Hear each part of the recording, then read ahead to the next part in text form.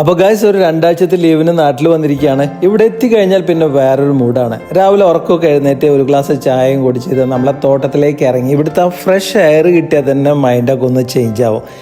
തോട്ടത്തിൻ്റെ ഉള്ളിലൂടെ അങ്ങനെ നടക്കുമ്പോൾ ഒരു പ്രത്യേക ഒരു ഫീലാണ്.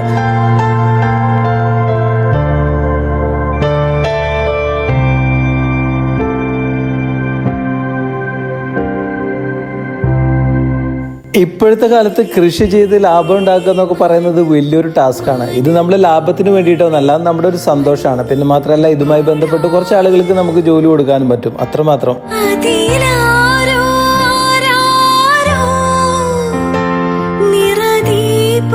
പഴയ പോലെ റബ്ബർ ടാപ്പിംഗ് ഒന്നും ഇപ്പോൾ അത്ര വലിയ ഈസി അല്ല. നമ്മളൊരാളെ കൂലിക്ക് നിർത്തി വേണം ഇതൊക്കെ ചെയ്യാനായിട്ട്. പിന്നെ സബ്സിഡി കാര്യങ്ങളൊന്നും നമുക്ക് അത്ര ഈസി ആയിട്ട് കിട്ടുകയില്ല. അപ്പോൾ അതുകൊണ്ട് തന്നെ ഇതൊന്നും വലിയൊരു ലാഭമായിട്ടുള്ള ബിസിനസ്സായിട്ട് ഒരിക്കലും നമുക്ക് കാണാൻ പറ്റില്ല.